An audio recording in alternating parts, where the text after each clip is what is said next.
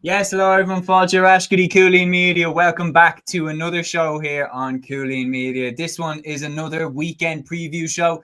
The club championships have rapidly sped up and people have been dropping like flies left, right and centre. We only have 3 senior championship games taking place this weekend, and that's including all 4 codes. No action at the senior level from the LGFA or the Camogie, but we do have 3 huge provincial finals to look into. We have the clash of Dingle and St. Finbarrs in the Munster Senior Football Final, and then the Leinster double-header on the Saturday, starting with Ballyboden against Athy, and then followed up by Ballyhale Shamrocks taking on St. Martin's. In this episode, we're going to run through all of the games in depth, and we're also going to give quick previews as well for the intermediate clashes and the junior clashes, as well as the championship gets further on in depth. I'm joined by Matthew Hurley, the Gaelic Statsman, and Aaron Prendergast, the man behind Gaelic Games Fan TV. Just 2 out of the 4 members of Cúilín Media, including myself. And we are going to dive into the GAA news of the week as well. Gentlemen, good to have you with me. Aaron, how are you keeping? Yeah, good. Yeah, good to be back on. Last week, had the old man flu. So yeah, I was out of service, on the bench or whatever. I'm still tuned into the shows just about. But yeah, no, good to be back on and yeah, looking forward to running through the games as we were saying there. Yeah, it's mad like how quickly the games are. It felt like for ages there we had too many games, and then now we don't have enough to kind of discuss. Like we're down to provincial finals. There's no camogie, no senior camogie, no senior LGFA this weekend. So yeah, there's very little to kind of really run through. But I know some of the lads are saying in the comments there is certainly plenty of talking points and everything else from the world of GA over the last couple of days. So yeah, without question, we'll get into it. Yeah, we will. Matthew, I was saying there, Aaron kind of put it well. No question about it. The days of stop the bus certainly feel a long time ago now. Yeah, they do, yeah. Yeah, it's an interesting weekend considering not just there's no senior LGFA or senior camogie, there's no camogie or LGFA at all, not whatsoever. There was very, very few games this weekend. Obviously there are a few intermediate and junior games that taken my fancy, to be fair, like Ballyboden and Boden both involved from a Cork point of view. And you also have Davidstown, Court and Cúilín, which I will be watching in close interest in the Leinster Junior Hurling Championship Final. The reason being, one of them will play a club pretty close to me in Kilbrittain in the All-Ireland semi-finals. So I will be looking at that very, very closely. That game's on in Hawkfield. Don't know much about the two of them teams, but all I know is Wexford and Kildare are decent hurling counties, and we'll see how they get on. But look, there are some very good games this weekend too. A double header in Croke Park is one of them, live on RT on Saturday, and obviously Dingle and the Bars, which has a lot of narratives, including Mr. Mark O'Connor coming into the Dingle team. Again, I've said this on Cúilín Media over the past few weeks. I'm not particularly a fan of AFL players playing club and things like that. Mark O'Connor, look, it's done now. He can play and things like that. But look, we'll have to see what happens. Will he be the difference maker on Sunday? It remains to be seen. But yeah, it should be interesting. Absolutely. So we do have a lot of comments in here. Peter Griffin leading the charge. Guys, if you are new to the show, we have a healthy number watching. Get involved in the discussion. Let us know what your highlight of the upcoming weekend is, or what any GA news story really that caught your eye over the last 7 days. Peter here is leading the charge. But first, let's all say a prayer quickly for Liam White, our final member of the pod, not able to be on with us for this episode. He says, Aaron has passed on the man flu to myself. Have a great show, lads. You are missed, Liam. We do wish you a speedy recovery. Hopefully you'll be with us on Sunday for that episode. Peter saying, hey lads, the demographics dilemma facing the GA was the big story this week. Marty Morrissey's profile of South Kerry and Cork City is a real concern. A report was published today. In one area of South Kerry, kids are travelling up to 50 kilometres for amalgamated teams. Interesting in Cork City how the older homes and older families is becoming an issue for city clubs, whereas Middleton with new house builds is thriving numbers wise. It's kind of similar in Dublin, like around a lot of areas where there's a lot of housing developments going in and everything like that. Those GA clubs then tend to see improved results at juvenile level across the years. I feel like it is linked to urban population a lot of the time. I've seen a little bit about this, but I wouldn't be too researched in it now to give a nail my colours to the mass opinion. Would either of you two lads be happy to take this one on? Yeah, I suppose so. Like, Cork City's quite an interesting one, considering like the north side is it is regressing in so many ways in terms of the numbers and things like that. They go to, as Peter did mention, Middleton has some house builds there in East Cork. A lot of East Cork clubs are thriving, not just Middleton. You look at Sarsfields, you look at Father O'Neill's, you look at clubs like Pride Rovers, Castletown. Those clubs are really excelling, and the clubs in the city are kind of going on a downward spiral. I was kind of shocked from a Cork point of view that Marty didn't cover areas such as Beara in West Cork, because I know from working in the Southern Star, obviously, there is a club called Glengarriff down in West Cork that I was talking to their manager. They were playing in the Junior B county semi-final. They were playing Carrigaline third team. Now, Carrigaline will be a really big area, obviously, in Cork. They'd be, in the Premier Senior grade and things like that. But this club, Glengarriff, they actually, they were saying they could have gone bust.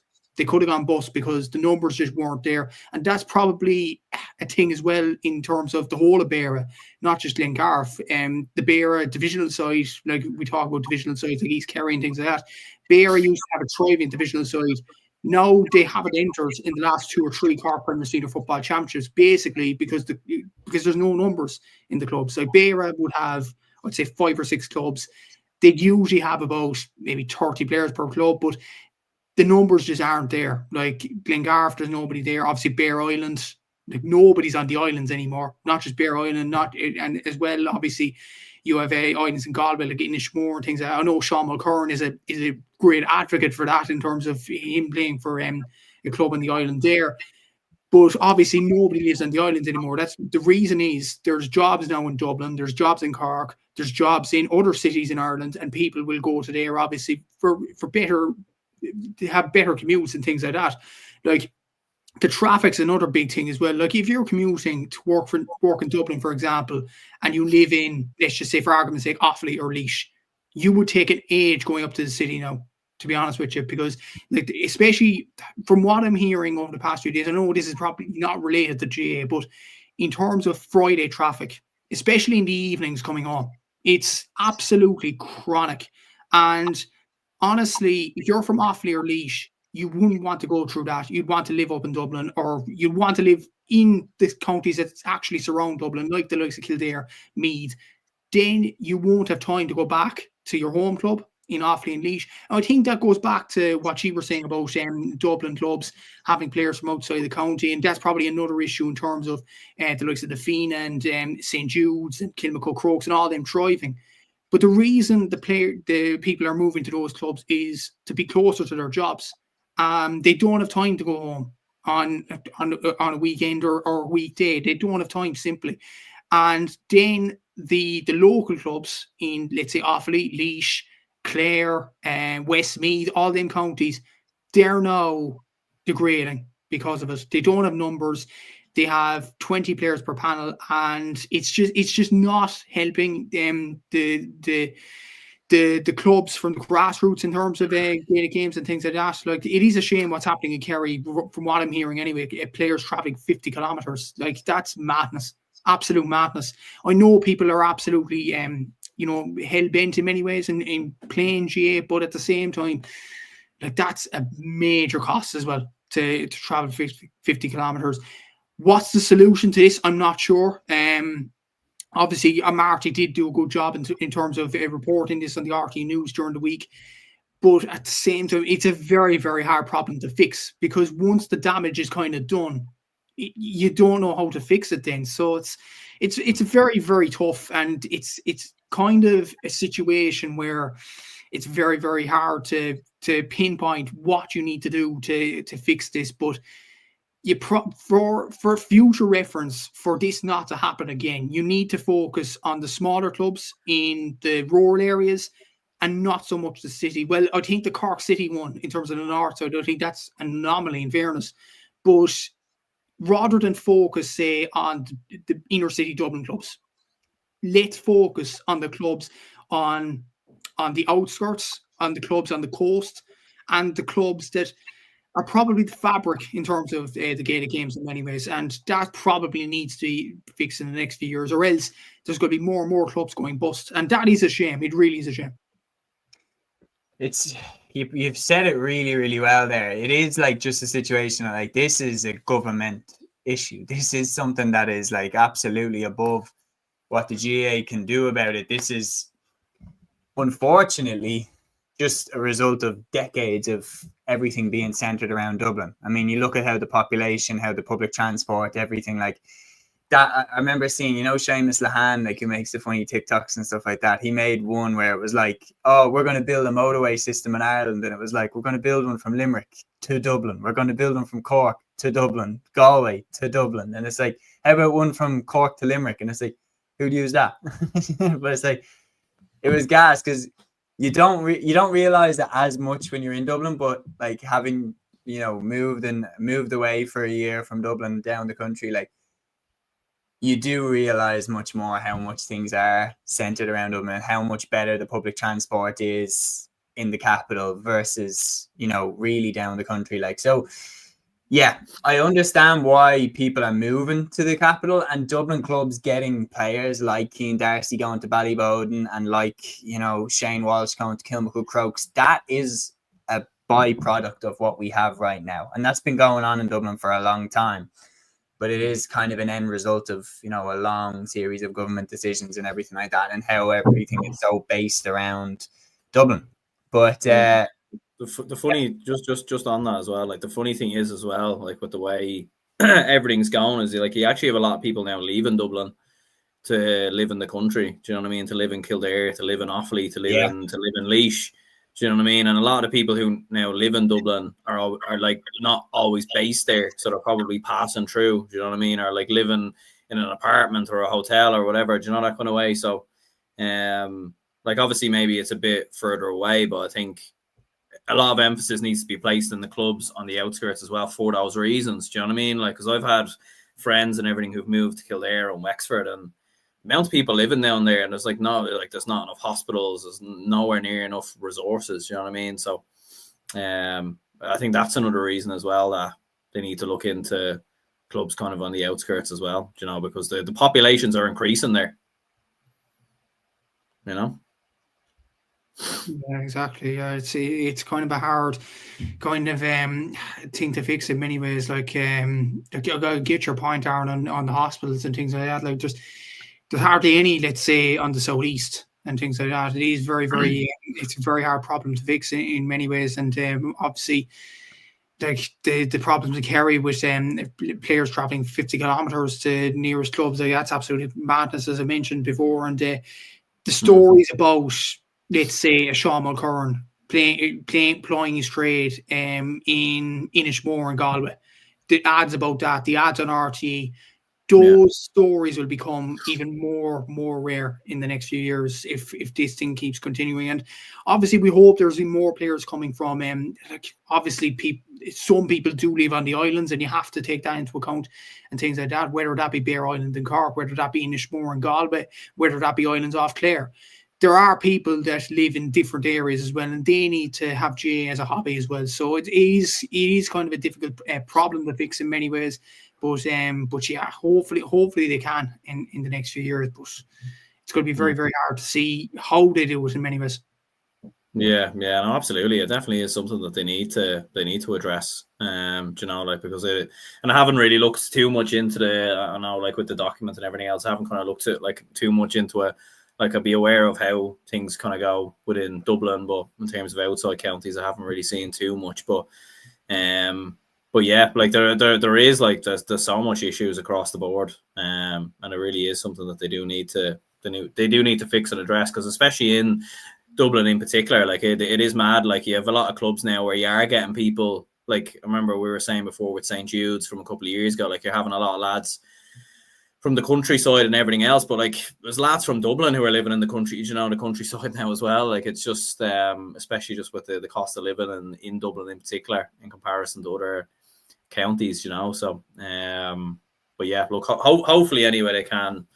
It is something they can look at, It is very difficult. Peter Griffin saying here, Brian Sheehan made a good point about planning regulations that locals can't build with their further own families. And yeah, that's a very good point as well. He also said, Peter, here, over 3 million live along the eastern seaboard that account for 18.6% of the total number of GA clubs, and that is definitely something to look at as well. I was just tagging in for Seamus there. I think we're both trying to add him at the same time. Sorry. I'll let you take it away, Seamus. Yeah. Oh no, man! Honestly, I think there's something up with my Wi-Fi. So Matthew, will you take the wheel on the presenting for the rest of the episode? Sure thing. Yeah. So there is a substitution here in terms of presenter and analyst. So we rarely have this at the podcast, and we will probably have it in future. But these all measures needed and things like that. But the report published today indicates that a 9-a-side team could feature. You have 9-a-side, lads. That's I've seen 12-a-side, I've seen 13-a-side at sea level in Cork or whatever, but 9-a-side. That's half the team. Like no, like that, like almost half. Like that's that'd be crazy. I think that'd be crazy. It would be Seamus. I'll throw that one to you. 9-a-side. Have you ever heard that? No, 9-a-side in Gaelic football. I think maybe I heard of it when people were panicking about the defensive systems and everything like that coming in, but that would be absolutely terrible. Like the game, could you imagine how gassed out the teams would be, like with the length of the field and everything? Crazy. Yeah, exactly. Yeah, go on, Aaron. Yeah, no, I was just saying, like I think 9-a-side is just I think that's like I get things are in a bad place or whatever, and I get, we need to kind of think of solutions and think of ideas and everything else, but becoming 9-a-side I think is going a bit too far with it. Like that sounds like something someone would say on Twitter, or someone would leave a mad suggestion on TikTok or something, like, let alone from the actual GA themselves, alternate history for ChatGPT or something. Yeah, crazy. Yeah, it's absolutely mad in so many ways as well. I think Peter had a comment in here about, lads, your views on the Glynn statement regarding, that's Wallygreen's name, by the way, regarding the 2 weeks extra for the All-Ireland Championship. To be honest, Peter, I haven't had the time to look at this statement, but apparently it's to do better in terms of the club championship structure and all that. I don't know, lads, did you see the statement this week? I seen it, yeah. Like it's, I do understand that, to be honest, from their perspective. Like especially with the demands and everything else, like of club players and everything else that's happened. But yeah, I think it's just mainly got to do with the pre-season competitions, obviously coming back and starting on the 2nd of January. So yeah, like you do understand it from their perspective. At the end of the day, like clubs are the lifeline of Gaelic games, and there should be an element of priority to clubs. It is a difficult one because it's very hard to fit it all in. Like I get some propositions that some people have said that we should change the calendar around and maybe have the club season during the summer and the county season during winter. But I think the reality is that, like, whether we like it or not, like county football, inter-county football, that is what most people watch. Do you know what I mean? Like that is where all the eyes are. That's where most of the views are. That's where most of the tickets are sold. That's what generates the most money. And like from a GAA's perspective, they want the best possible conditions to make the most, make the best amount of money possible. So they're always going to have it in summer. Do you know what I mean? Yeah, it's look, it's a tricky one because it's like, I think when you start to shift the calendar around, there's then another, something else kind of gets in the way. It's like if you move the club calendar back a little bit, then it's kind of too closer to the All Ireland. They've tried to get rid of the pre-season competitions. Now they've brought it back. There just seems to be a lot of chopping and changing, and I think that's probably the thing that's annoying a lot of clubs as well. Yeah, exactly. So it is probably a debate that could be talked about long into the night, but we will kind of move on. There was a topic in here for the show. Niall O'Halloran departs the Cork Hurling backroom team, and I'm just reading a piece by Barry O'Mahony from the Echo in terms of this. Obviously, he was part of Ben O'Connor's backroom team, but he has now left the Cork Hurling backroom team even before the season has started. Barry O'Mahony said here on the Echo, that's the Echo Live, obviously Barry O'Mahony, great Cork journalist, by the way. He said Niall O'Halloran has left the Cork senior hurling management after 3 months. The Echo understands. The Ballinhassig native was only confirmed as the coach as part of of new manager Ben O'Connor's management team back in September. So that's about 3 months. O'Halloran is widely regarded as a top-class coach. He was seen as a very positive appointment. He was O'Connor's preferred choice to take up the coaching mantle. O'Halloran was Cork minor hurling coach during John Considine's time in charge in the 2018 campaign. I suppose, and there was a comment that Peter put in about this, directed at me, I think it was, about this. Oh, yeah.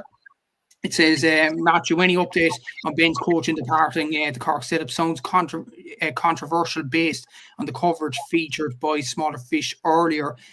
Just as a matter of interest for that Smaller Fish, I see the tweet. I don't know what player actually said it to Wooly from the extended panel, but if he's talking to Wooly about this, it is very, very concerning. I'll throw this one to you, Seamus.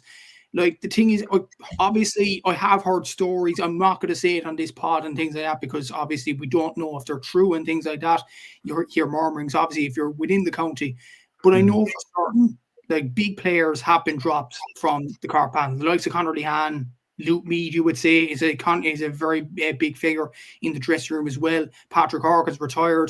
You know of Niall O'Sullivan leaving as coach as well. You have a lot of players coming in for Ben O'Connor as well. Firstly, about the coach, have you ever seen anything like this? Obviously, there was the Mickey Graham thing with Leitrim last year, but that was because he was going to go to Galway. But is Ben trying to change things too soon and too fast? Yes, the All-Ireland final happened. Cork scored 2 points and was shocking, really, in the second half, to put it mildly. But is he changing too much of the team? And then, with the coach leaving as well, it doesn't really bode well before the National League kicks off. Yeah, I think the thing that I've gathered from Ben O'Connor is that he doesn't mess around. I think if he thinks that you've crossed a line in his book, you're gone. He comes across fairly ruthless, like cut from the Jim McGuinness cloth, the Mickey Hart cloth, that, you know, it's my way or the highway. Like, you're either on line, you're either on my side, and if you step out of line, we can do without you. Nobody is above the team and everything like that. So I wouldn't be surprised if it's not that much. But then again, here's the other thing. Maybe it is just nothing. Maybe he has just left. Maybe the two of them just couldn't make it work. Maybe there is no fallout per se. But what I will say is so early in, when you knew that, as you said, when you knew that that was the guy that Ben O'Connor wanted, it doesn't look great that he's left so soon after. And Ben comes across to me like he takes no messing, like that. If you're not in line with what he wants, you're gone.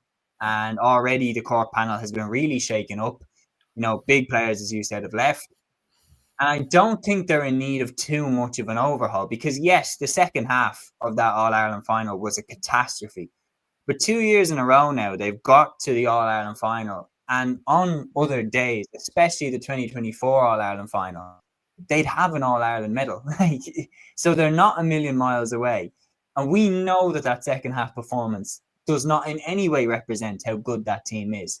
So they're not a million miles away. So to be coming in and shaking up the tree like this, I'm a little bit nervous about how he's doing it from a Cork perspective. But maybe, we don't know. We're not in the camp. Maybe there's a few bad eggs there and he's shaking it up to set things right. We don't know that. Only Ben knows and only the players know.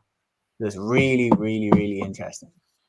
It is definitely, and at the bottom of Barry O'Mahony's article, it says, just to re-emphasise, Ronan Curran, Terence McCarthy and William Bigan are part of the new backroom team for the Rebels. They're hoping to bounce back in 2025 after 2 All-Ireland final defeats. Like, Ronan Curran's a player there, or a former player there.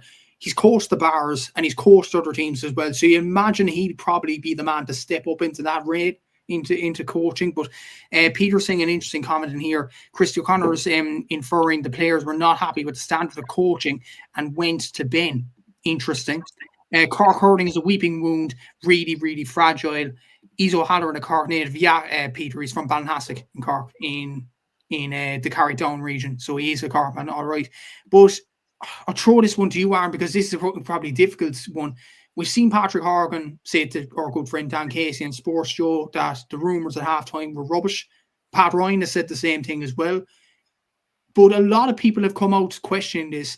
I think it's absolute rubbish. Just out of the record, I think it's absolute rubbish as well. I think it was just rumours made up because they scored 2 points in the All-Ireland final and trying to make the controversy bigger than it actually was.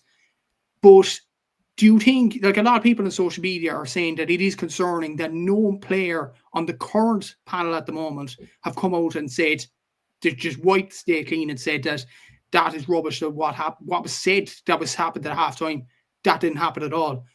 Would you be concerned by that? And does that kind of linger above the team? And with this on top of it, with Niall O'Halloran leaving, is that a concern? I think it is, yeah. Like it's, I do agree with you as well. Like I don't think, like I just don't believe those rumors and everything else. You hear this all the time in Gaelic games, you know, like when something goes wrong. Look, there may have been some sort of disagreement, maybe a full time or something like that, which is normal, especially when you've just been beaten in the way that Cork have. Like there is, you know, at the end of the day, these are only human as well. So there are going to be disagreements. Even when things are going well as well, you know, lads are going to disagree and maybe have arguments and everything else. But yeah, they're certainly not doing a good job, I would say, at silencing those rumours, because ever since then, it's just been one thing after another that you're left to question. Like from Pat Ryan leaving, from the homecoming the day after and everything else that happened with that. You've obviously had, you know, Patrick Horgan as well. And look, you understand what Pat Horgan, he's played the game for a long time. Pat Ryan's obviously had, you know, a lot of difficulty sort of off the pitch as well, so you can understand it from his perspective. But it just seems to be one thing after another. And it is, like, I do agree with Seamus as well. Like Cork could win the All-Ireland next year. Like they've more than, it's like the ability is definitely there. The squad is there. It just seemed to be more of like a mental block last year where they kind of just fell apart in that second half. Do you know what I mean? Like I think we all know they're better than scoring, what was it, like 2-3 points in the opening, you know, 20 minutes or whatever it was in that second half. Like so, like they're far, far better than that. And it seemed to be more like a mental issue than you know, than an ability issue. So it is kind of surprising that they're changing things and swapping things kind of in and out and everything else, and there's changes and everything else, because like if it ain't broke, don't fix it. And like for Cork, it's been a long time, this All-Ireland drought, and you feel like it's definitely within reach. Like there does, I don't think there's a, like I know Tipperary won it last year, but I don't think there isn't a Limerick team out there at the, you know, that's going to just dominate All-Ireland for the next couple of years. There isn't a Kilkenny team that's going to dominate. Many people thought Cork were going to be the team that were going to dominate. So, you know, the All-Ireland is there for Cork, but it just does seem that they're kind of tinkering with things a little bit, which look could help them, but I don't know, you know, could easily go the other way as well. Exactly so, and obviously Seamus had to leave this chat, so it's myself and Aaron taking the reins on this show, but hopefully everybody can tune in and all that. We will discuss the games in a bit, obviously, but we will go on to another story as well. The Sigurdsson and Fitzgibbon Cup draws were made during the week, so we'll start off with the Sigurdsson Cup. So the way this is going, it's round 1, round 2A, round 2B. You get 2 chances basically in the Sigurdsson Cup. If you lose your first 2 games, you're out of the competition. So the round 1 draw was made. So it's TUS Midlands against MTU Kerry, TU Dublin against Dundalk IT, St Mary's of Belfast against Maynooth University, UCD against ATU Galway, Queen's University against University of Galway, ATU Sligo against UCC, MTU Cork against University of Limerick, and the big one, I have to say, Aaron, the champions for the last 2 seasons will be meeting in the first round, Ulster University and DCU. DCU won it obviously in 2025 and Ulster University won it in 2024. Quite an interesting draw there, and just as a matter of interest, obviously it's TUS in round 2A. It's the winners of TUS Midlands and MTU Kerry against TU Dublin and Dundalk IT. The winners of Ulster University and DCU will play the winners of MTU Cork and University of Limerick in round 2A as well. So it is quite an interesting draw there, Aaron. I think the one that jumps off the page, though, Ulster University, DCU. Yeah, absolutely. I think that'll be an absolute cracker. You know, like especially looking at last season, what DCU were able to do. Like, yeah, we haven't. I don't think any have any of the panels been released yet. I don't think we've had any panels yet, have we? I don't think so, to be honest. But yeah, probably, yeah, it's probably too early to speculate in terms of players and everything else because we don't know, you know, the complete ins and outs. But yeah, no, I think that does have the makings of being an absolute cracker. And even looking at it here as well, like it would be so like if whoever wins that game will then either play MTU Cork or UL in round 2A. So like that'll be an interesting one as well. Like so yeah, like it probably, like especially when you look at DCU, like I mean the firepower and players that they have, obviously Ulster universities and everything have been very, very strong in recent years. And yeah, like you have UCD in there against ATU Galway, so that'll be an interesting one. UCD obviously a big kind of powerhouse as well. So yeah, no, looking forward to it. Should be interesting when it comes about. One player that I think is definitely involved in one of the colleges actually is Owen McElhone for Ulster University. I think he's with them. So that's a big player to have in fairness. And that is a very good coup to have. But hopefully the Sigurdsson Cup and the Fitzgibbon Cup and all them will get the plaudits they deserve because they're brilliant competitions in terms of colleges and all that. Just to mention as well, the Fitzgibbon Cup, which is the hurling version of college competitions, they're in groups. So it's so there's 4 groups, and the top 2 in each group go through to the quarterfinals. The group winners get home advantage in the quarterfinals, so that's a big carrot there. So in Group A, you've University of Limerick, who are the defending champions, Maynooth University and DCU. In Group B, you have a Cork derby in UCC against MTU Cork. Joining them is the new boys, Garda College from Templemore and Tipperary. That's in Group B. Group C, you have University of Galway, UCD and TUS Midwest, I don't know why I said that. And Group D, you have Mary Limerick, SCTU Waterford and ATU Galway. Over the last few years, Aaron, University of Limerick, they've won, I think, 3 out of the last 4 Fitzgibbon Cups, so they'll be very, very strong in this. And a lot of the great, exciting Munster hurlers actually tend to go to University of Limerick. I think Adam Screeney's still involved there as well, which is a massive player for them to have, in fairness. But I think, like we talked about University of Limerick winning the last few Fitzgibbon Cups, the Cork derby looks very tasty in Group B between UCC and MTU Cork. Yeah, absolutely. Yeah, I think that'll be a very interesting one. And then yeah, like great for Garda College to be in there, obviously as well, and getting the opportunity. Yeah, I think there's some very interesting ones. Like yeah, like looking at Group A, UL, Maynooth, DCU, UL, DCU. I think could be a bit of a cracker as well. Maynooth tend to always kind of produce some strong hurlers and everything else. So yeah, I think there should be some very interesting games there. Yeah. Exactly. So, and you can't forget Mary I as well, who have done very well over the last few years in Group D. SCTU Waterford, the decent side there as well. So, yeah, it should be very interesting. Fitzgibbon and Sigurdsson Cup. Those competitions start, I think, at the start of January. So, the 6th of January, we'll have to see how that all plays out. And there are going to be great midweek games, no doubt about that. So, we will get into the action now, and we'll start off with the senior games. Obviously, we'll start off with the Croke Park doubleheader, and we'll start off chronologically with the first game that's there. It's Ballyboden St Enda's of Dublin against the Athy of Kildare on Saturday at 4:30 p.m. in Croke Park. This game is live on RT2. So is the second of the doubleheader, which we'll get to in a sec, between St Martin's and Ballyhale Shamrocks. But this game, Aaron, a lot of people have Ballyboden down as favourites because obviously the game's in Croke Park. The game's close to their home pitch. That's fair enough. Can Athy put it up to them? Look, they definitely have a chance, yeah. Like Athy have been very strong so far in Leinster, and they probably have surprised us a little bit with just how good they have been. Like they've cruised their way to a Leinster final, like many of Dublin teams have done in recent seasons. Like around the middle, they're solid with Kevin Feely. You've got Noel Kelly up top. We've got a lot of very, very strong players within Athy's ranks, and obviously having beaten Naas as well.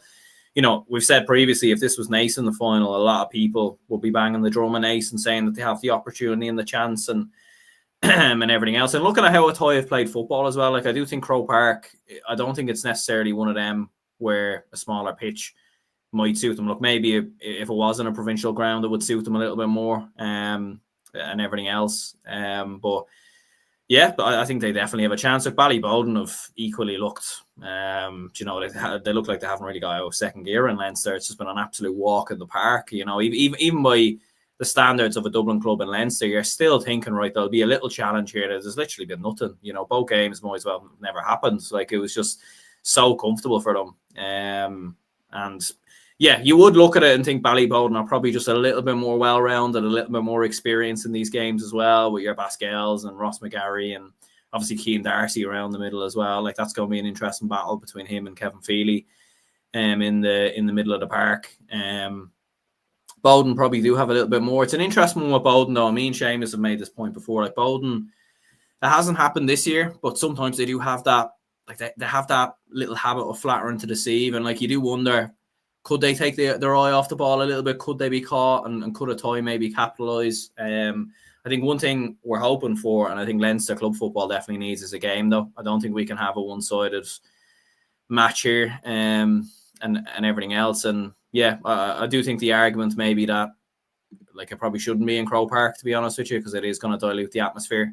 I think having this in a provincial ground would have made way, a lot more sense. I know it's a double header and everything else, and it's a Leinster final, but I think if we had this in a provincial ground, I know with weather conditions and everything else, it's very difficult, and floodlights, it's probably a hard thing to kind of arrange at this time of the year. But yeah, because I do think I just think it's going to be a very flat atmosphere, I think, in Croke Park on Sunday or Saturday. Yeah, Peter saying commenting here about Portlaoise for a double header, and I think that potentially could have been feasible in fairness for the hurling and the football. But look, they decided this sort of past few years to have the games in Croke Park. I was for it initially, but then just it as you said, Aaron, it dilutes the atmosphere. Number two as well, the Dublin clubs, once they get to an All-Ireland final or whatever, then they're used in many ways to the pitch and everything, and that's a disadvantage to their opponents then moving in further down the stretch of the club championship. So that is definitely one to consider, and it is madness to have them. Croker Peter said absolutely correct, to be fair, and he was saying no atmosphere as well. So yeah, it is going to be a difficult game for a tie, but at the same time, you have David Hyland and Kevin Feedy in midfield. You have players up front that could do serious damage, the likes of Niall Kelly, who scored 10 points in the semi-final against Port Arlington. You have players there from a tie point of view that can cause damage. Can they do it in Croke Park against Ballyboden and kind of buck that trend, though? Like, how do you think a tie will do? Would you give them a big chance, or just would you put them in as underdogs? I definitely put them in as underdogs. Like, I think it's probably, it's probably 70-30 maybe in favour of Ballyboden.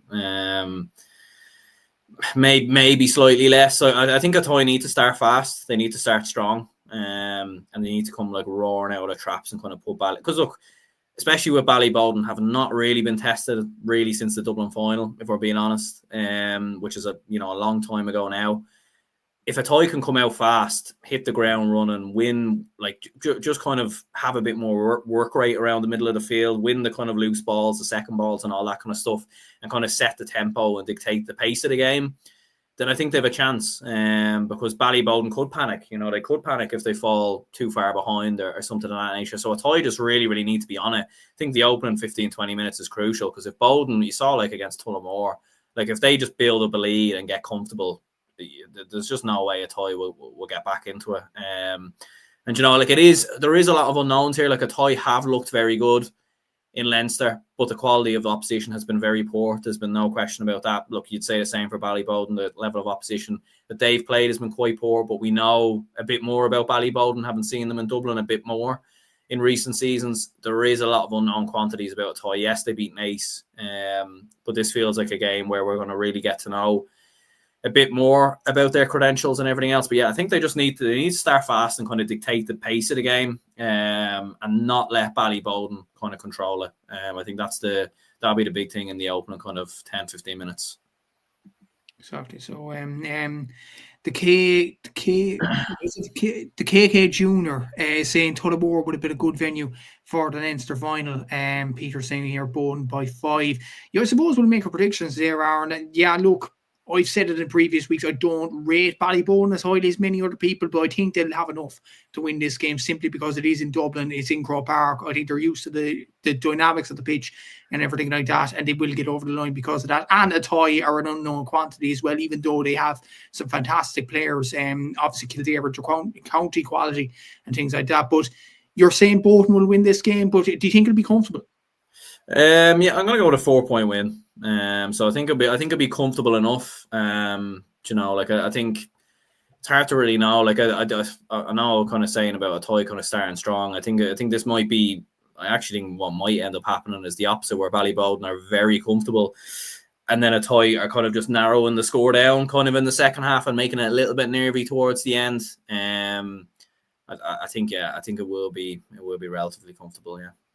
Yeah, I'll probably go Boden by about 6 or 7 points, to be honest with you. It could be even more because it's hard to know with this Athy team. It really is hard to know. Look at the second game. This is not involving a Dublin team. It is Kilkenny against Wexford, Ballyhale Shamrocks against St. Martin's. This is on Saturday, obviously in Croke Park at 6:30 p.m. It is live in RT as well.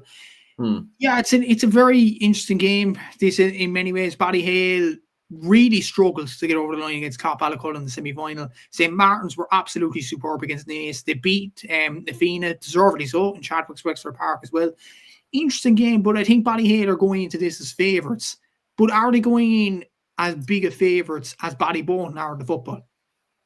No, and I think that's because St. Martin's are a great team as well. Do you know what I mean? Like, they have some phenomenal players in the O'Connors and everything else. We saw what they did versus Nafina, what they did versus Naas as well. Like, they brushed Naas to the absolute sword. There was no realms of an upset there whatsoever. It was very, very comfortable. And obviously, yeah, as you said, like with Ballyhale, they weren't brilliant against Clock Ballycollar. Look, you do see this a lot of the time with great club teams, where you can go through your difficult games. They came through difficult matches in Kilkenny. We know, obviously, everything that happened in the Kilcormac-Clocky game, but Kilcormac are a great side. They do have some very good players, and they did push, Ballyhale in certain moments in that game. So I think for Ballyhale going in against Clock Ballycollar, probably thinking, we'll just walk. We'll breeze through this. We don't need to be at our best. And then all of a sudden, before you know it, they're in a game with a couple of minutes to go. But at the same time, they did what all great club teams do. Even when you're not playing well, you just win and then worry about it later. That way. So it's an interesting one. Like, I think Martins have, from looking at them versus Nafina, like, they definitely have a bit more physicality about them this year. They're faster, they're sharper. I think they'll cause, they're a bit more direct than Kilcormac, so I think they'll cause more problems in regards to that. And they definitely have a bit more of a physical presence about them. And look, Ballyhale are obviously missing players as well. Like, there's no Adrian Mullen, as we know, with everything that happened there. So that there definitely is a chance here, and there is that. I wouldn't be surprised if there was an upset here, because it does feel like with Martins, it is all kind of coming together this year. And although Ballyhale do have that aura about them, I don't think they are the same team as they were maybe 4 or 5 years ago. They have been getting beaten Kilkenny in the last couple of years. I would still have Ballygunner as ahead of them in the pecking order, in my opinion, in terms of the All Ireland series. In saying that, though, I probably would still think that they might just edge this, maybe. Ryan is saying in here, St. Martin's have a good chance if they get their matchups right. They probably do, in fairness, and a lot of talk has been about TJ and Owen Cody and how they can influence the game from a Ballyhale point of view, and they are fantastic hurlers, there's no doubt about that. Worth noting as well, Rory O'Connor is a very good hurler, as we've seen in Intercounty for Wexford over the last few years. He got 14 points in the semi-final against Naas, 5 in play. Yeah. Pretty impressive. Who would you say for the Ballyhale side will go on Rory O'Connor? Because it is going to be a very interesting matchup, whoever goes on. And saying that as well, Jack is pretty good as well. He got 3 points in the last game against Naas as well. So interesting matchups there. Yeah, there is some very interesting matchups. In terms of maybe how the game could kind of pan out and everything else.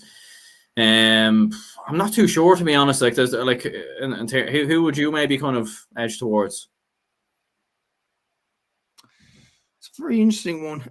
Richie Reid normally plays kind of a sweeper role, so you have to keep him there. You're looking at the Ballyhale Shamrocks defenders. Like, the thing is, O'Loughlin Gaze, for example, and Kilkenny probably have the best defenders. If O'Loughlin Gaze face St. Martin's, you'd say automatically Mikey Butler, he's going on Rory O'Connor. Potentially Hugh Lauder, Paddy Deegan, all them as well.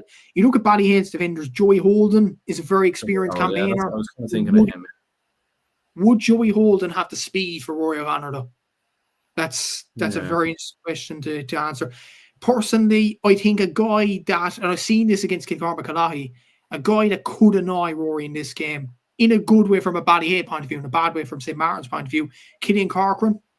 I think this guy could mark Rory O'Connor because he was annoying the living crap, I would say, out of the Kilcormac-Cúilín forwards in their quarter final as well. So I think it could be him that goes on Rory. Yeah, I think so. Like I think like with Joey Holden, like I think he has the intelligence to probably pick up a player of that quality. But as Peter probably says there, it probably is just the legs at this stage. Where you probably can't get your body to move in the same way that it used to. So yeah, probably not Joey Holden in that aspect, and maybe a Richie Reid or something like that, maybe. Yeah, it's going to be very interesting. Peter saying you can't see Ballyhale going forward in the All-Ireland series. But the winners play Ballygunner here as well. And a lot of people are talking about Ballyhale and Ballygunner and potentially going to the semi-final. Before we make a prediction, Aaron, do you think St. Martin's, if they could go on and win this game, would they fancy their chances of an All-Ireland? Because you've beaten Ballyhale and you've beaten Navina if best comes to best for them on Saturday. Like, that's two serious sides to beat, in fairness, if it does come to fruition on Saturday. So if they do get over the line, you can't discount them. No. They'll definitely be fancying their chances then, because you're only two wins away. And obviously looking at the other side of the draw with Loughrea and Slot Neal, it's not. I don't think either one of them are as good as Nafina, in my opinion. I don't think they're as good as Ballyhale either. So it probably does. It gives them a massive chance. In if they could get past Ballygunner. But yeah, look, I think you don't want to be kind of looking too far ahead. They've got one juggernaut in front of them right now in Ballyhale, and that's the main one for now. Peter's interesting saying neither would beat Ballygunner. They have struggled at times, Ballygunner, this year though, and they can't be beat. So I still think Ballygunner just have another level though. I think they've another level to go. Like even watching them in that game versus like in the Pearshig, where like they were struggling for 50 minutes, and in the last 10 minutes they just stepped it up, by 20-30%. Kept that obviously in the SARS game, kept that kind of momentum going in the SARS game. So no, I still think they're the team to beat. Interesting. That's probably a prediction they will make in the next few weeks. But do you think Ballyhale could do it as expected, or can St. Martin's put off a shock? I don't know. Like I'm tempted to make the shock, to be honest with you. I know I've kind of backed Ballyhale. I think maybe throughout the entire year, so maybe I'm kind of bound to keep with them. But I think there is a chance there for Martins. There definitely is. But yeah, maybe we'll go with Ballyhale ever so narrowly, maybe by like 2 points or something. I do think Ballyhale will win the All-Ireland, honestly. So I'm going to stick with Ballyhale to get the win against St. Martin's. But then again, I wouldn't be shocked if Martins get over the line, because they are a very, very good side. And like, if it's no Dublin side involved, I think anything can happen in this game in Croke Park. I think Martins will get over the line, though. Not Martins. Ballyhale Shamrocks will get over the line.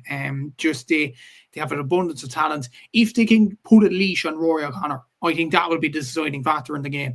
But we'll have to see what happens in that game, no doubt about it. Ballyhale, TJ man of the match. We'll have to see what happens in terms of that. The final game on Sunday, that is the senior anyway. We'll move on to intermediate and junior in just a sec. So you Dingle against St. Finbarrs in FBD Sippel Stadium on Sunday at 1:30. This is the Munster Senior Football Championship final. Interesting kind of pair. Dingle have never won a Munster Championship, as far as I know anyway. The Bars apparently are going for their 6th title. So I think this is a difference in terms of historics and things like that. Dingle were in the final 2 years ago, coincidentally against a Cork club, Castlehaven. They lost on penalties. The Bars... The last time they were in this kind of predicament in terms of the All-Ireland, they went all the way to the All-Ireland semi-finals, losing after extra time to Kilcoo. So you'd imagine they're probably more battle-hardened, if any ways, than Dingle. But then again, this Dingle team have proven that they're deserving champions in Kerry. So it is going to be a really, really good game, and difficult enough to call. Yeah, no, I think it's going to be very, very even.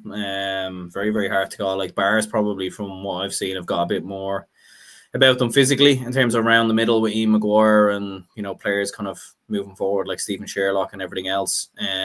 Whereas Dingle, obviously, look, they've Mark O'Connor, within their ranks, who's sticking around obviously for the Munster Final, and maybe the All-Ireland series if they do progress through this weekend. Dingle probably have a little bit more in terms of attack, in terms of the Gainies. I think they've just a little bit more with the likes of Dylan Gainey, Paul Gainey. They've got a little bit more firepower. probably have a bit more of a goal threat as well than the Bars. But yeah, like where's the game taking place actually? I'm glad you brought up that discussion, Aaron, because I was going to ask you this next. Peter saying in here, Christie, whoever that is, was saying Limerick was an available venue, but Dingle didn't want to play there. Just as a matter of interest, the game is on a Thurles in FBD Semple Stadium. And he's saying after their final loss, that was against Castlehaven there before. But he's saying here, Peter, the Thurles pitch is under pressure. Now, the thing is, if they were offered Limerick, Dingle, a lot of people are complaining about Dingle playing in Thurles and things like that. If they were offered Limerick and they rejected it, I have no sympathy for them because it's either Limerick or it's either Thurles. It's a neutral venue. It's a Munster Final. It's as simple as that. So like they were offered Limerick, apparently, that's according to Peter now. His words, not mine.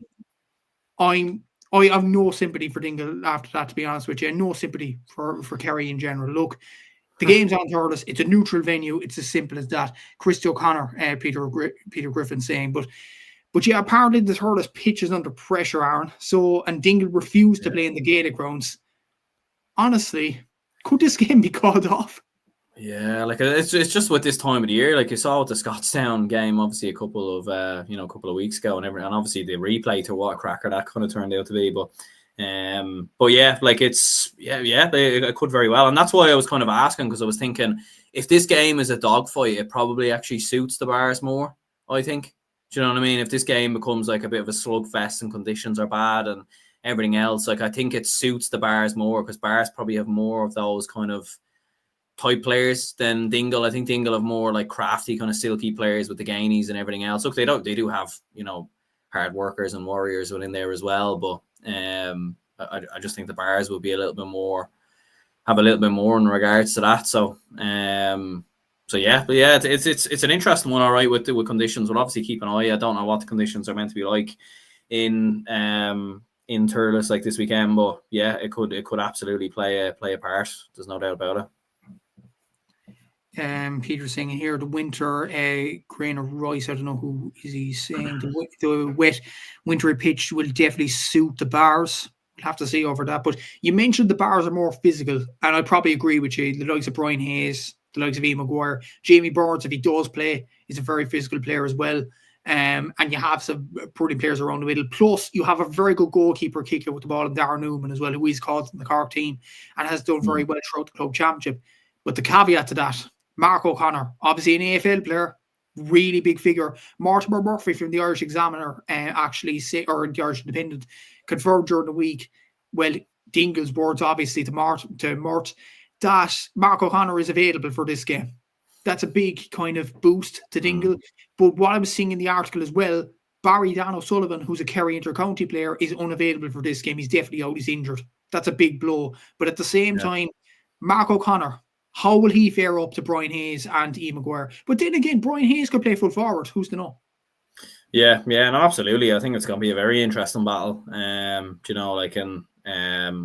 Look, especially with Mark O'Connor, like he's a phenomenal athlete, and everything else. He's got that power. He's rangy, great on the ball, great at fielding the ball, and everything else. So yeah, it's going to be a fantastic battle. I think that's going to be the most interesting part of the field, and one of the most interesting matchups probably of the weekend. When you're seeing both of them kind of toggle out, you're talking about one of the best players, obviously with the Cork hurlers, but we know the physical presence that he has, and then Mark O'Connor as well. So yeah, it should be really interesting. And look, whoever wins that battle could potentially win the game. Because as we were saying previously, I think possession is going to be crucial here in these kind of conditions, keeping the ball and everything else. You're not going to want to give up the ball too easily. You're not going to want to get turned over in these conditions as well, because you get punished. So I think it's going to be a really, really interesting battle. It's huge, huge for Dingle to kind of keep Mark O'Connor obviously around, because look, it is their opportunity and their chance. We know how awkward maybe Kerry club football is and how hard it can be to kind of get to this stage. So I think when you get to this level, you need to try and take your chance. Look, they had their chance a couple of years ago and missed out to Castlehaven. So they'll want to kind of give their all for this one as well. And one more thing before we get into a prediction, because there is some excellent two-pointed kickers on both sides of the field. For Dingle, you have the Gainies, you have Dylan, you have Paul, potentially Conor Gainey as well. For sure, for St. Finbarrs, obviously, you have the 2-point king himself at the moment in Stephen Sherlock. You have John Wigginton Barrett. You have these sorts of players. Ricky Barrett is doing well in the corner forward position as well. It's going to be interesting to see the type of forwards in both sides of the field again. But at the same time, like the Bars have good defenders like the likes of Billy Hennessy. Dingle have good defenders, of course, with the likes of Thomas Sullivan. So that'll be interesting too. Yeah, no, absolutely. Like there's some tremendous players like across the board, really, for both teams. And yeah, like I suppose if conditions can allow it, like it will definitely, you know, it could be a game of the weekend. You know, we could be looking at. I know there's not too many games on this weekend, to be fair, but you know, you could be looking at a Scottstown, O'Leary's kind of situation where it's an absolute cracker because, you know, hopefully the pitch is going to hold out because we know this could be a cracker and this could be a game. You know, you're sitting down to watch on a Sunday and is a brilliant game of football because, as you said, with Stephen Sherlock, with Brian Hayes, with Mark O'Connor, with the Gainies as well, like you have some phenomenal footballers on the board there. And especially when you look at recent games and what both of these two teams have been scoring as well. Like it's not like either of these two are defensive teams or anything like that. You know, they do like to play front football. They do like to attack. I think it's just with conditions, it could kind of make the game a bit of a slugfest. But yeah, no, I'm looking forward to it. Now. It's very hard to call. It is very hard to call, no doubt about it. But I'll give you the first dose with Aaron. Who do you think will win? Yeah. Well, look, I backed Dingle to win Munster, you know, in earlier videos and everything else. Well, once we kind of knew the teams that were in there and Newcastle West didn't win it. So yeah, I think I'll stick with them just for having a bit more firepower in terms of their attack and the Mark O'Connor influence as well. But I think it'll be very close. Like I'm going to go with a point. I think even extra time could come into it. You know what? I think Thurles or Limerick or wherever the game is, it probably will be Thurles. I think that will suit the Cork clubs more than the Kerry clubs, personally. And the thing is, obviously, Dr. Croke's beat Castlehaven, but it was in Dr. Croke's home pitch in Lewis Road. People may not remember that. But I think the neutral venue will suit actually the Cork clubs. And the Bars, if it's a sticky day, as you mentioned there, Aaron, you have Brian Hayes, you have Ian Maguire, you have battlers in that team. Plus, you have a 2-pointed extraordinaire in Stephen Sherlock there as well. Dingle could do it, but I think the Bars might get over the line just about. I think it'll be about both 1 or 2 points. Again, it could be extra time. We'll have to see over the next few weeks. So the Bars were in a battle a few weeks ago with Clonmel Commercials. I think that will stand to the Bars in this game as well, but we'll have to see what happens. Before we wrap up the show, obviously there is intermediate and junior games, obviously with the games reducing. We'll talk a bit about the intermediate and junior because the All-Ireland semi-finals and things like that will be in the next few weeks. We'll start off with the Leinster Hurling finals in intermediate and junior round. So in the Leinster Intermediate Hurling Championship Final, it is Danesford of Kilkenny against Rathode of Meath. This is on at Park Talton and Navan at 1:30 p.m. on Sunday. And obviously the winners of this play Upper Church Drumban of Tipperary in the semi-finals. And when you look at the likes of Turin from Mayo and the Ulster champions, I think it's Carrick Moore, I think, from Tyrone on the other side of the draw, you would fancy that side of the draw with Upper Church, Rathode and Danesford being one of the favourites for the Intermediate Championship. Rathode, it's brilliant for them, obviously, being the top tier Meath club in the Intermediate Championship in this one. Danesford, Kilkenny clubs usually do well in this competition. Just to mention as well, the Leinster Junior Hurling Championship final is between Clane of Kildare and Davidstown Court and the Cuddy of Wexford. This is on Mongard Park in Hawkfield. That's at 1:30 p.m. on Sunday. So two of those games, Aaron, who do you fancy? I know we probably don't know much about these teams, but looking at them, just shot in the dark, to be honest with you, I'd probably go Danesford to win the intermediate, and I'd probably go Davidstown Court the Cuddy to win the junior. Yeah, like without kind of having too much knowledge, like I know Rathode, to be fair, have made tremendous strides in recent seasons in terms of hurling down there, and they do have like a good few of their the Meath hurlers kind of within their ranks as well. So, you know what, just for the crack, we'll go with Rathode to maybe cause the surprise there. You probably go with Clane versus Davidstown, we were saying. Clane versus Davidstown Court and the Cuddy, I think it is. Yeah, that's the junior. Yeah, probably go with Clane because, again, Kildare hurling has has very much been on the rise there. So we'll go with Clane. She's be delighted with the Clane prediction, Aaron, because the semi-finals of the Junior Championship in the All-Ireland then would have a Kildare club, a Sligo club, and a Donegal club joining Kilbrittain, the Cork club. So if there we go, yeah, we'll have to see what happens in the next few weeks. Yeah, it should be very interesting. But looking as well, there's 3 other games as well. Yeah, there's very few games this weekend, lads. So we kind of have to mention it. Just to mention the Ulster Intermediate Football Championship finals between Cúilín of Cavan and Glenullen, I think that's how we pronounce it, from Derry. This is on St. Hearders Park, Clones at 1 p.m. on Sunday. Just a quick prediction on this, Aaron. I'm going to go probably Cúilín, because Cavan clubs usually do well for some reason in the Intermediate and Junior Championships. But what do you think? Yeah, no, I'll probably agree with you as well. Yeah, like I think it should be a very interesting game in terms of how it kind of pans out. Is Paddy Bradley is he with Glenn? I don't know, to be honest. Oh, yeah, I don't know if I think he, I don't know. I know he was in the intermediate final. He might have been playing on the other team, to be fair. So we won't, I won't kind of go into that in too much detail. But yeah, no, we'll probably go with Cúilín as well. Yeah, definitely. So, and there's 2 other games. Obviously, it's the Munster finals as well as the Bars and Dingle. There's 2 other in the other grades as well. So the intermediate, they're both Cork against Kerry once again. So starting off in the Munster Intermediate Football Championship final, you've got Gaeltacht of Kerry, obviously, against Athy of Cork in McNeville Park in Rockhill. That's at 4 p.m. this Saturday. And then in the Munster Junior Football Championship final, you've Ballymcgilligan from Kerry and Boden from Cork. This is on in Mallow at 1 p.m. as well. Just a bit of context in those games. The intermediate final is very, very interesting. Gaeltacht obviously beat David Clifford and Paddy Clifford's team, Fossa, in the Intermediate Championship in Kerry. They have the likes of Brino Cúilín in this team. They're from a very good, passionate area, I would say, in Kerry. Interesting name on their team sheet as well. Aidan Walsh, a former Cork footballer, is midfield for Gaeltacht. He moved on there, obviously, because close to the family and things like that. But Aidan Walsh will be playing against the Cork club. Athy, they've done very well, in fairness, in terms of football and hurling. They have the likes of, the closest inter-county player I could find from an Athy point of view is Paul Ring, if anybody remembers him. Quarterback in the under-20 team, a decent enough player. Matthew Bradley is a very good scorer. So is Luke Casey. Watch out for him. He's a good goal scorer on this team from Athy. And the game's obviously in Rockhill. The intermediate or the junior final, Ballymcgilligan from Kerry and Boden from Cork. Like Ballymcgilligan are the 3rd tier of Kerry football, Boden are the 5th tier of Cork football, so the gap is pretty big. But at the same time, Kilmurray of Cork beat Fieries from Kerry last year in the same competition. So who's to say there won't be a shock in this game? I think the main kind of headline out of this hour, though, is I think Kerry fans probably have a right to complain over this.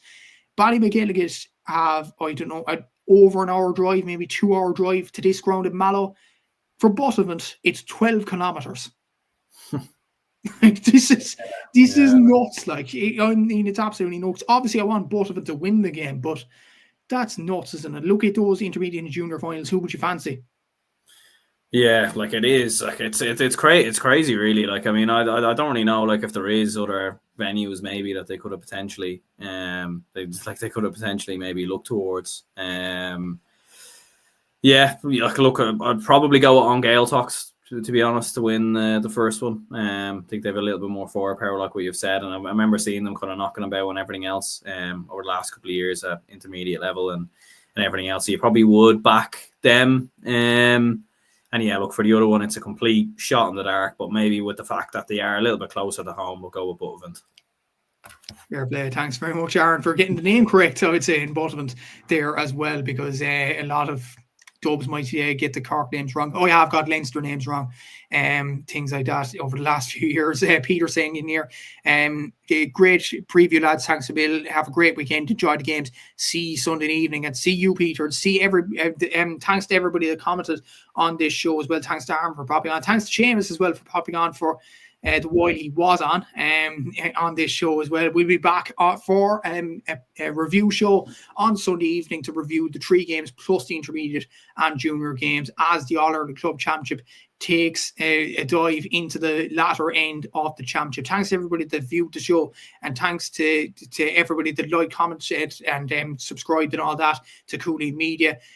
Make sure you view the show on Sunday evening, and until Sunday evening, we'll see you then. Take care and enjoy the games at the weekend. instinct, baby.